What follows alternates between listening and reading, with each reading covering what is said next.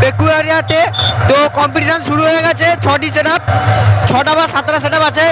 তো তোমরা দেখতে থাকো, আর মাঠে প্রচুর কাদা আছি। চলো আর ভিডিওটা কন্টিনিউ দেখতে থাকো তোমরা। আর চলো, কম্পিটিশন শুরু হয়ে গেছে। আর চলো, যারা যারা আমার চ্যানেলে নতুন আছে লাইক সাবস্ক্রাইব শেয়ার করে দিন। তো চলুন ভিডিওটা স্টার্ট করা যাক।